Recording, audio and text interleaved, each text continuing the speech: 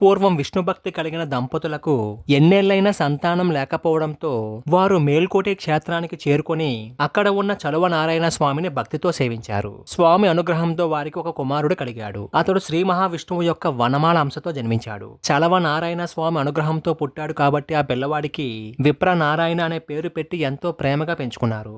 ఆ పిల్లవాడు అపారమైన విష్ణుభక్తి కలిగి ఉండేవాడు. ఒక వయసు వచ్చాక ఆ బాలుడు విష్ణు సేవ చేసుకోవాలని శ్రీరంగం చేరుకొని అక్కడ ఒక పూలతోట పెంచి ఆ పూలతో అందమైన మాలలో కట్టి రంగనాథుడికి సమర్పిస్తూ ఉండేవాడు. ఇదిలా ఉండగా చోళరాజ్య ఆస్థానంలో దేవదేవి అనే నర్తకి ఉండేది. ఆమె మహా సౌందర్యవతి. ఆ దేవదేవి ఒకసారి విప్రనారాయణ్ని చూసి అతని సౌందర్యానికి ముగ్ధురాలై అతనికి ఎదురుగా వెళ్లి నమస్కరిస్తుంది. కానీ విప్రనారాయణుడు ఆమెను కన్నెత్తు కూడా చూడకుండా స్వామిని ధ్యానిస్తూ వెళ్లిపోతాడు.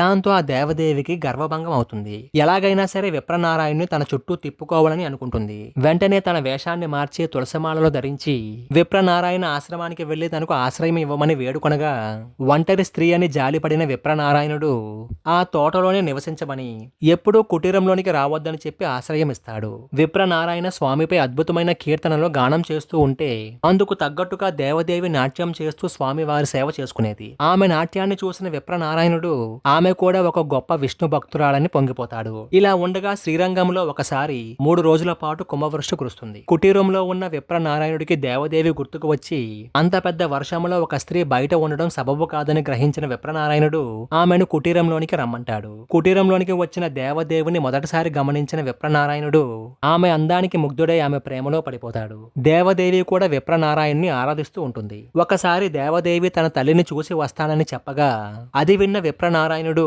నిన్ను విడిచి నేను ఉండలేను, నీతోనే వస్తానని ఆమె వెనకాలే వెళ్తాడు. కానీ దేవదేవి తల్లి మాత్రం రాజుల ఆశ్రయంలో డబ్బు సంపాదించాల్సింది పోయి ఇలా ఒక పేద బైరాగిని వెంట తీసుకుని వస్తావా అని విప్రనారాయణ్ణి ఇంట్లో నుంచి బయటికి గంటేస్తూ డబ్బు నగలు తెస్తేనే నీకు ఇక్కడ చోటు అని చెప్పి తలుపు మూసేస్తుంది. దాంతో దేవదేవిని చూడకుండా ఉండలేని విప్రనారాయణుడు ఎలాగైనా దేవదేవిని చేరే మార్గం చూపించమని ఆ రంగనాథ స్వామిని వేడుకుంటాడు.